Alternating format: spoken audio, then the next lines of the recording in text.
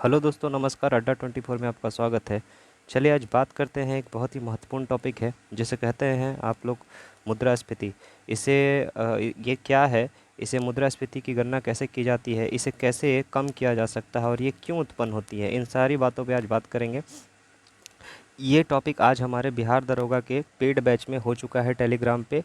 तो बहुत सारे स्टूडेंट हैं जो अभी बिगनर हैं, उन्हें समझ में नहीं आया है, इसलिए मुझे वीडियो बनाना पड़ रहा है। चलिए देखते हैं आगे।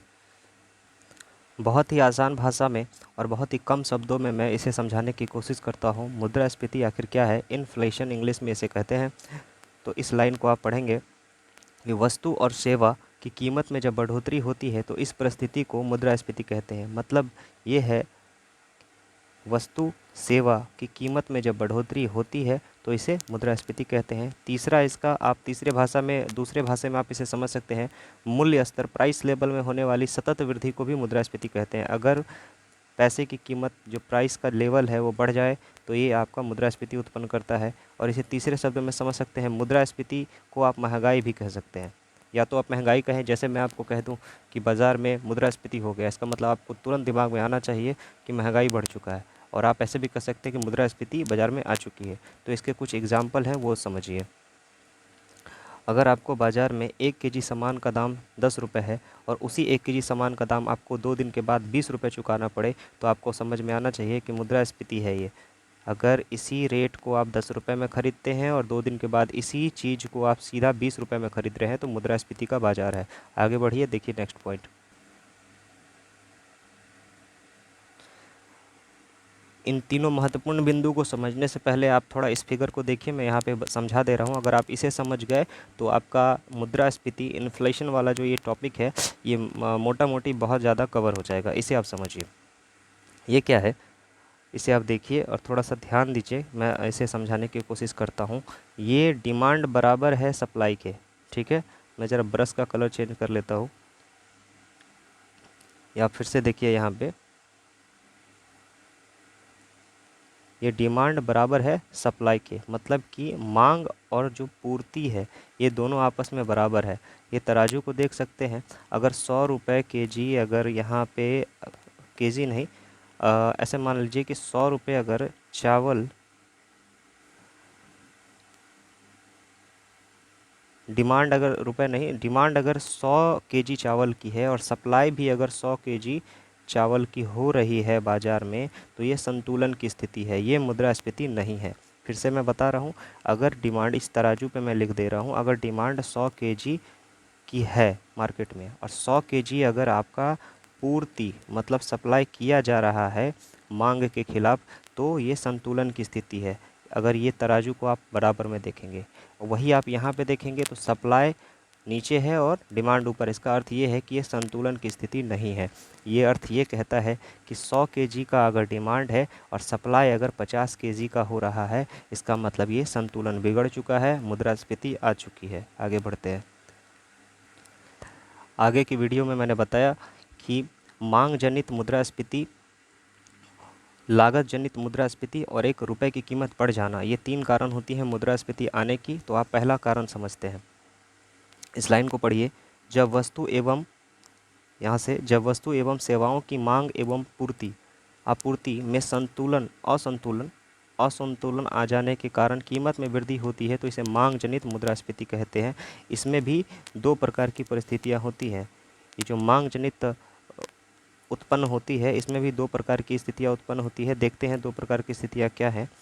ये पहली स्थिति है जब पूर्ति, ये जो आपूर्ति है, पूर्ति है सप्लाई, और मांग डिमांड के मुकाबले काफ़ी कम हो जाए। मतलब ये कह रहा है कि अगर आपूर्ति जो है, सप्लाई जो है, डिमांड के मुकाबले में कम हो जाए, तो मुद्रास्फीति का स्थिति आ जाएगा। इसे समझिए, मार्केट में 100 केजी की ज़रूरत है किसी वस्तु की। अगर चावल 100 केजी चाहिए और 100 केजी चावल वहाँ पे अगर अवेलेबल है, वहाँ पे अगर उपलब्ध है, तो मुद्रास्फीति नहीं है। लेकिन अगर 100 केजी चावल की ज़रूरत है और बाज़ार में 50 केजी ही चावल उत्पन्न है, तो मुद्रास्फीति उत्पन्न हो जाएगी। समझ सकते हैं, अगर 100 केजी चावल बाज़ार में अगर चाहिए और 50 केजी चावल ही उत्पन्न है वहाँ पे, अगर वहाँ पे पूर्ति है वहाँ पे, तो मुद्रास्फीति की स्थिति आ जाएगी। आगे बढ़ते हैं, दूसरा पॉइंट समझते हैं। ये मांग जनित मैंने अभी बताया कि इसके दो कारण है, तो मांग जनित जो मुद्रास्फीति है उसी का ये दूसरा एक कारण है। जिसे आप देखिए कि मांग अगर आपका मांग काफ़ी बढ़ जाए, आपूर्ति पहले जितनी रहे। देखिए पहले वाले कंडीशन में भी मांग ही बढ़ेगा, जब भी बढ़ेगा मुद्रास्फीति आने के लिए तो मांग ही बढ़ेगा। आपूर्ति हमेशा घटेगी या बढ़ेगी, लेकिन हमेशा मांग ही बढ़ेगा। फिर से इस बात को समझिए। फिगर देखिए, 100 kg की ज़रूरत है, 100 kg उपलब्ध भी है, तो ये संतुलन की बराबर स्थिति है, मुद्रास्फीति नहीं है। अगर 100 kg की ज़रूरत है, यहाँ पे देखिए 100 kg की ज़रूरत है, लेकिन मांग जो है 200 kg की हो चुकी है। अर्थात ये है कि बाज़ार में 100 kg दूध सॉरी लीटर में होती है, लेकिन मैं ऐसे समझा रहा हूँ। 100 kg 100 लीटर दूध की ज़रूरत है, लेकिन मांग है 200 लीटर की, तो ये पूर्ति नहीं हो रही है, तो असंतुलन की स्थिति उत्पन्न हो चुकी है, मतलब कि मुद्रास्फीति आ चुकी है। अब चलिए आगे जो ये इसका तीसरा पॉइंट है उस पर बात करते हैं। ये तीसरा नहीं, ये दूसरा पॉइंट ही है। पहला पॉइंट का मैंने 2 पॉइंट पहले बता दिए, ये दूसरा पॉइंट ही है। लागत जनित मुद्रास्फीति, कोस्टफुल इन्फ्लेशन क्या होता है इसके बारे में थोड़ा सा समझते हैं। इसके भी कुछ 3-4 पॉइंट हैं, इसको भी समझ लीजिए। जब उत्पादन के निर्माण की लागत या उत्पादन मूल्य बढ़ जाए, इस कारण जो महंगाई स्फीति उत्पन्न होगी उसे लागत जनित स्फीति कहते हैं या मुद्रास्फीति कहते हैं। क्या है ये, इसके बारे में समझिए। उत्पादन मूल्य में वृद्धि कई कारण से होती है, जैसे कच्चे माल की कीमत को बढ़ जाना, परिवहन शुल्क बढ़ जाना, बिजली की दर बढ़ जाना, ये सारे आपका लागत मूल्य है। मैं आपको समझाता हूँ, ऐसे अगर आप नहीं समझते हैं, सिंपल सी भाषा में समझाता हूँ, जो आप करते हैं दिन भर उसी भाषा में समझाता हूँ। आप बाज़ार गए, आपने एक लूसेंट की किताब को ख़रीदा, आपको रुपए लगा 100 रुपये, ठीक ना। फिर आप 4 दिन के बाद जाते हैं या 1 महीने के बाद जाते हैं, आप फिर से लूसेंट की किताब खरीदते हैं, आपको लग जाता है 150 रुपये। तो आप दुकानदार को कहते हैं कि भैया मैं तो 100 रुपये में लेके गया था, फिर आपने 150 क्यों ले लिया। तो फिर आपको दुकानदार कहता है कि देखिए भाड़ा लग गया है, जहाँ पे छपता है मज़दूरी बढ़ा दिया है उन लोगों ने, ऐसा ऐसा आपको रोना गाना सुनाते हैं। तो इसका मतलब यही है कि लागत जनित मुद्रास्फीति लाने में, ये जो या तो कच्चा माल बढ़ गया, या तो परिवहन शुल्क बढ़ गया, या तो मजदूरी बढ़ गई, लाने में ले जाने में जो मजदूरी खर्च लगा है उनको जोड़कर जो सामान को बेचा जाता है वो लागत जनित हो जाता है। इसके कारण क्या होता है, बाज़ार में कीमत बढ़ जाती है और वो लागत जनित मुद्रास्फीति कहलाती है। चलिए अब इसका जो अगला पॉइंट है उस पर बात करते हैं। ये है इसका तीसरा कारण, ये बहुत ही महत्वपूर्ण है, इसको ज़रा आराम से समझिएगा।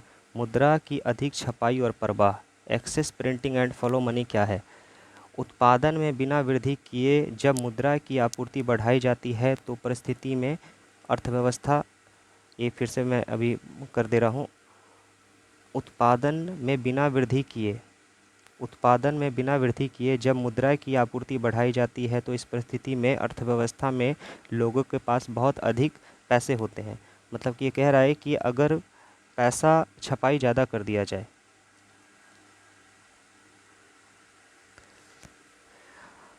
अगर पैसे की छपाई ज़्यादा कर दिया जाए जबकि उत्पादन पहले जितना ही हो, मतलब कि मैं आपको कैसे समझाऊं, देखिए मान लीजिए कि बाज़ार में कोई सामान 100 वस्तुएं उपलब्ध है और आपके पास पैसे कितने हैं, आपके पास पैसे हैं 1 लाख रुपए, ठीक है।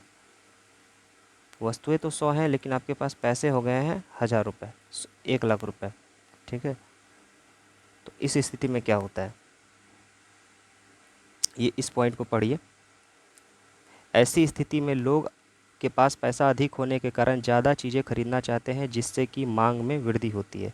अब क्या हो रहा है ना कि आप पैसे तो आपके पास बहुत ज़्यादा हो गए हैं, आप मान लीजिए कि आपके पास 1000 रुपये हैं, लेकिन मार्केट में 2 ही वस्तुएं उपलब्ध हैं। तो अब क्या होगा कि इस स्थिति में सबके पास अब गवर्नमेंट या तो आप देखिए ऐसा होता नहीं है, लेकिन मैं समझा रहा हूँ, सिर्फ समझाना है मुझे कि आरबीआई अगर पैसे बहुत ज़्यादा छाप देती है और सभी भारतीय नागरिक के पास हज़ार हज़ार रुपये हो जाते हैं और मार्केट में सिर्फ 2 ही वस्तु अगर ज़रूरत है तो सब टूट पड़ेंगे, मुझे लेना है मुझे लेना है, इस तरीके से। तो अब क्या है कि जो बेचने वाला होगा वो दाम तो बढ़ा देगा, वो तो दाम बढ़ा देगा ना। आप पैसे आपके पास ज़्यादा हैं ठीक है, लेकिन कोई भी चीज़ आप खरीद रहे हो तो वो तो दाम बढ़ा देगा ना, क्योंकि वो तो देख रहा है कि अरे अगले के पास पैसा बहुत ज़्यादा है, दाम बढ़ा दो।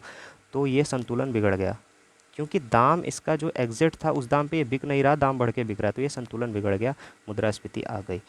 तो यही एक इसका जो पॉइंट है, ये मुद्रा की अधिक छपाई, मतलब कि अगर भारत सरकार या तो आरबीआई के अकॉर्डिंग हम बात कर सकते हैं, अगर मुद्रा की छपाई अधिक हो जाए और प्रवाह ज़्यादा हो जाए, मतलब फ्लो ज़्यादा हो जाए, बाज़ार में बहुत ज़्यादा पैसे आ जाएं, तो ऐसी स्थिति में मुद्रास्फीति उत्पन्न होती है। इस लाइन को ज़रा सा पढ़ लेंगे आप लोग।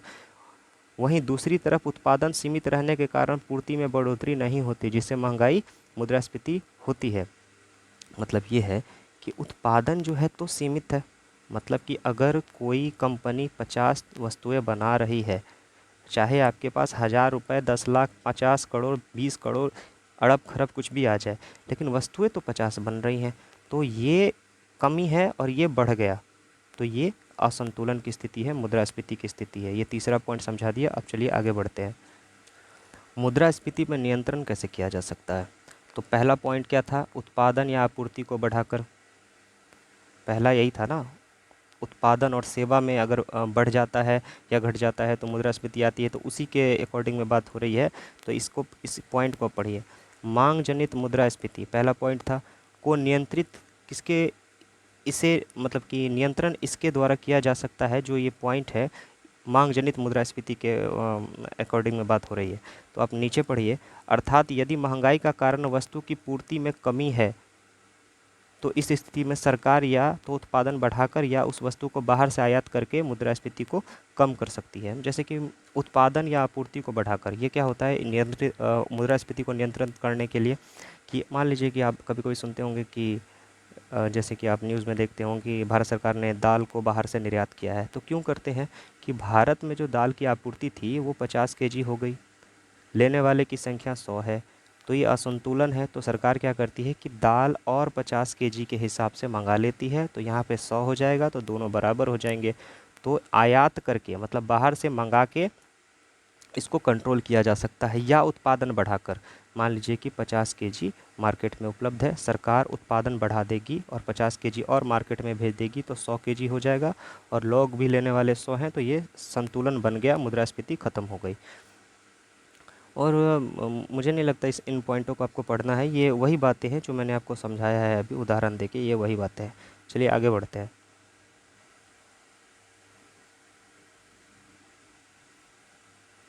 ये दूसरा पॉइंट जो मैंने पॉइंट पहले समझाया था कारण, अब मैं बता रहा हूँ कि ये, पहले तो मैंने बताया कि क्यों उत्पन्न होती है, उसी का ये दूसरा पॉइंट है कि अब इसके उपाय क्या है। तो लागत उत्पादन मूल्य में कम करके, तो कैसे? तो आपने अभी थोड़ी देर पहले पढ़ा था कि लागत मूल्य बढ़ा देते हैं लोग, परिवहन बढ़ा देते हैं, मजदूरी बढ़ा देते हैं, तो उसके उसके उपाय के लिए क्या किया जाता है, यहाँ पे आप पढ़िए। इसके द्वारा लागत जनित मुद्रास्फीति को नियंत्रित किया जा सकता है। इसके अंतर्गत सरकार उन उत्पादों पर लगने वाले सभी प्रकार के दर टैक्स कम कर देती है, ताकि कीमत में कम हो जाए। जैसे कि मान लीजिए कि मैंने आपको समझाया था कि कोई लूसेंट का बुक आ रहा है मार्केट में, 100 रुपये की थी और वो 150 रुपये में मिलने लगी, 100 का था और वो 150 में मिलने लगा। तो अब सरकार ने देखा कि मुद्रास्फीति की स्थिति उत्पन्न हो चुकी है यहाँ पे, ये जो मुद्रास्फीति असंतुलन है, तो सरकार क्या करती है कि उन पे जो लगने वाले टैक्स हैं, ये जो जो मैंने बताया था कि आपको इस पर टैक्स लगा होगा, ये टैक्स को कम कर देती है, और ये स्थिति फिर से इस बराबर 100 रुपये के बराबर आ जाती है, तो मुद्रास्फीति खत्म हो जाती है। यही कह रहा है कि लागत उत्पादन को कम करके सरकार ऐसा काम करती है, कभी कभी टैक्स को कम कर देती है। इस पॉइंट को पढ़िए। इसके अलावा विकसित तकनीक, सुदृढ़ परिवहन व्यवस्था इत्यादि द्वारा भी वस्तु की लागत, वही मैंने जो भी बताया कि परिवहन व्यवस्था को भी सही कर दिया जाता है। जो भी अगर मान लीजिए परिवहन व्यवस्था से जो खर्च हो रही हैं उसको भी सही करके इसको सही किया जा सकता है। ये नीचे का पॉइंट आप पढ़ सकते हैं कि भारत सरकार द्वारा इस तरह के प्रयास को 2003 में किया गया है। कच्चे तेल और इस्पात की कीमतें काफ़ी अधिक तक हो गई थी, उस समय में यही काम किया गया था कि आयात वगैरह हो रहे थे, तो टैक्स वगैरह, परिवहन वगैरह जो आने जाने का खर्च है, उन सबको कम कर दिया गया था, टैक्स। चलिए अगले पॉइंट पे बात करते हैं। ये है आपका आखिरी पॉइंट, मौद्रिक उपाय करके आप मुद्रास्फीति को दूर कर सकते हैं। कैसे? इसके अंतर्गत भारत रिजर्व बैंक आरबीआई मौद्रिक नीति जो आरबीआई जारी करती है, क्वेश्चन आता है ना आपके परीक्षाओं में कि मौद्रिक नीति कौन जारी करता है, मॉनेटरी पॉलिसी कौन जारी करते हैं? तो आरबीआई जारी करती है। तो इसमें परिवर्तन करके अर्थव्यवस्था में मुद्रा के प्रभाव को कम करना होता है। कैसे कम कर सकते हैं? देखिए, बाज़ार में लोगों के पास मुद्रा अधिक हो गई। मैं आपको एक बात बताता हूँ, जैसे कि आप, ऐसा होता नहीं है लेकिन समझना है कि जैसे कि ये जो कंडीशन है, पहले एक बात आप समझ लीजिए इस बारे में। मैं आपको बता देता हूँ, ये जो मौद्रिक नीति वाला कंडीशन है, ये तब काम करता है ना, जब लोग लोन लेते हैं। जब लोग लोन लेते हैं और उस कंडीशन में ये मौद्रिक नीति काम करता है। तो कैसे काम करता है, इसके बारे में पढ़िए। इस प्रक्रिया में इस प्रक्रिया के दौरान भारतीय रिजर्व बैंक में विभिन्न दरों, जैसे कि आप जानते हैं कि सीआरआर, एसएलआर, बैंक दर, रेपो दर, रिवर्स रेपो दर, वो तो बैंक लेती है, उसको हटा दीजिए। रेपो दर, बैंक दर और सीआर, एसएलआर, ये सारे रिजर्व बैंक की मौद्रिक नीति। मतलब एक पहले एक बात बता दे रहा हूँ, मौद्रिक नीति के टूल्स होते हैं, उनके कुछ उपकरण होते हैं जिसे कहा जाता है सीआरआर, एसएलआर, बैंक दर और रेपो दर। ये सारी मौद्रिक नीति के अंतर्गत काम करती हैं और ये आरबीआई का ही टूल्स है। तो इसमें क्या होता है, यहाँ पे आप थोड़ा सा देखिए, इस लाइन को आप थोड़ा सा पढ़ेंगे तो समझ आए कि इस प्रक्रिया के दौरान भारतीय रिजर्व बैंक विभिन्न दरों, बैंक दर, रेपो दर में वृद्धि कर देती है, जिससे लोगों के लिए बैंक लोन लेना महंगा हो जाता है। मतलब कि सरकार चाहती है कि इतना बढ़ा दो कि लोन ही ना ले पाए ये लोग और ना पैसा लुटा पाए। होता है ना, लोगों के पास पैसा आ गया, अयासी करते हैं, तो सरकार चाहती है कि लोन बढ़ा दो, मतलब कि अब अयासी इनका बंद हो जाएगा, इस टाइप का आप समझ लीजिए। और नीचे वाले लाइन को पढ़िए, इसके कारण लोगों के पास पैसे कम होने लगते हैं। अब लीजिए, टैक्स तो बढ़ा देंगे तो कौन लोन लेने जाएगा? आप भी नहीं लीजिएगा, हम भी नहीं लेंगे। तो टैक्स को बढ़ा देने से वस्तुओं की खरीदारी कम करते हैं लोग। ऐसे क्या है कि लूटो लूटो लूटो, इस तरीके का हो जाता है। तो जिससे बाज़ार में क्या होता है कि मांग घटती है, और मांग घटेगा, पैसा लोगों के पास सीमित होगा। अब मान लीजिए, मैंने बताया था आपको कि 1,000 रुपये आ गए, बाज़ार में वस्तु दो है, तो लूट पड़ेगी कि हम लेंगे हम लेंगे हम लेंगे। और बेचने वाला कहेगा कि हमारे पास तो दो एगो है, हम ज़्यादा में बेचेंगे, ज़्यादा में बेचेंगे। समझ रहे हैं ना, इस टाइप का कंडीशन। तो जब टैक्स बढ़ेगा तो कोई लोन लेगा नहीं। ये 1,000 रुपये खुद लोगों के पास में घट के 20 रुपये, 10 रुपये हो जाएंगे। तो ये स्थिति और स्थिति बराबर हो जाएगी और संतुलन सही हो जाएगा। फिर मुद्रा स्थिति की जो स्थिति है वो सही हो जाएगी। अब ये नीचे वाला लाइन को पढ़िए ज़रा आप लोग। इस घटी हुई मांग के कारण वस्तुओं की खरीद बिक्री में गिरावट आती है। सही बात है, जब टैक्स बढ़ेगा तो लोग लोन लेना कम करेंगे और वस्तु को नहीं खरीदेंगे, जिससे बढ़ने के लिए कंपनियां अपने उत्पादों को दाम घटा देती है। अब क्या हो रहा है कि लोग खरीदेंगे नहीं, दाम तो बढ़ी हुई थी। कोई कंपनी, मैंने कहा है कि कोई सामान दो सामान मार्केट में उपलब्ध है, पैसा 1,000 रुपये है आपके पास में, इसका मन बढ़ा हुआ है, ये कहता है कि हम इतने में बेचेंगे, नहीं तो बेचबे नहीं करेंगे। तो अब क्या होगा, ये देखेगा कि अरे भगचोनर की 1,000 रुपया में इसके पास तो इसका भी पैसा घट गया, इस सामान में नहीं खरीद रहा है हमसे। अब ये क्या करेगा कि रेट घटा देगा। रेट घटा देगा तो रेट घटा देगा तो अब ये संतुलन हो गया। संतुलन हो गया तो अब मुद्रा स्थिति ख़त्म हो गई। अब जैसे कि थोड़ा सा आप समझिए, कैसे आपको समझा सकते हैं। जैसे कि मान लीजिए कि कोई किसी कंपनी का नाम ले नहीं सकते, वीडियो है। मान लीजिए कोई भी कंपनी है, वो अपना सामान जो है, उसके पास 8 सामान है, ठीक ना, और उसने इसका रेट 120 रुपये रख के रखा है, और आपके पास पैसे बहुत ज़्यादा हैं, 1,000, 2,000, 5,000 रुपये हैं। अब ये क्या है कि ये रुपया आपके पास ही नहीं है, भारत में सभी लोगों के पास है। अब ये टूट पड़े लेने के लिए कि हमको दो हमको दो। अब ये बेचने में वाला ये भी खुश है कि चलो इतने लोगों के पास इतना पैसा है तो रेट बढ़ा दो।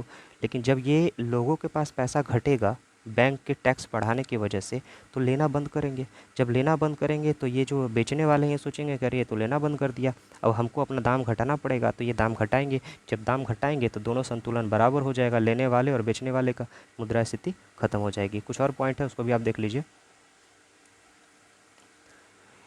ये जो है आपका, ये जो अब पॉइंट है बहुत ज़रूरी है समझना कि ये जो एक यहाँ पे वर्ड है, इसको पकड़िए। ये जो मौद्रिक नीति के तहत इसको जो कंट्रोल किया जाता है, इसमें एक पॉइंट यहाँ पे काम करेगा कि हालांकि यह उपाय स्थिति में असफल होती है। कौन कौन सी थी, मतलब कि खाद्य पदार्थ, इन सब पे ये काम नहीं करेगी। कहाँ काम करेगी, देखिए, ये ज़्यादातर भवन निर्माण सामग्री, लोहा खरीदना, सीमेंट खरीदना, इन सब पे काम करता है। लेकिन लोग देखिए, लोन लोग किस चीज़ के लिए लेता है। अब आप जाइएगा 2 किलो आम खरीदने के लिए लोन लीजिएगा? लोन तो नहीं लीजिएगा। कहीं आम खरीदने खातिर कहीं 2 किलो के लिए लोग लोन लेता है का? नहीं लेता है। तो लोन काहे के लिए लेता है? घर बनाने के लिए, बड़ा बड़ा कोई काम करना है, फैक्ट्री खोलना है, उसके लिए लेता है। तो इस सब कंडीशन में ये मौद्रिक नीति वाला मुद्रास्फीति का सिस्टम काम करेगा। यही है पूरा मुद्रास्फीति। ये मेरा नाम लिख दिया मैंने गलती से, मनीष महाजन मेरा नाम है। और आप इस मुद्रास्फीति चैप्टर को अच्छे से पढ़ेंगे, ये आपका क्वेश्चन नहीं छूटेगा। इसमें सिर्फ यही होता है क्या मांग है, क्या पूर्ति है, इसके बारे में पूछा जाता है, इससे ज़्यादा नहीं पूछा जाता। टेस्ट मैंने सुबह अपने पेड ग्रुप बिहार दरोगा में करवा दिया था, मुझे यहाँ समझाना था इसलिए मैं आया था। बहुत बहुत धन्यवाद आप लोगों का वीडियो देखने के लिए। आगे भी बने रहिए, जहाँ भी मेरे पेड बैच के मेंबर को दिक्कत होगी मैं वीडियो बना के आपके सामने पेश करता रहूँगा। चलिए मैं वीडियो को समाप्त करता हूँ। और हाँ, वो क्या कहते हैं आप लोग अपनी भाषा में सब्सक्राइब करें, क्या क्या करें, अगर कर सकते हैं तो करिए, नहीं करिएगा तो कोई बात नहीं। जय श्री राम।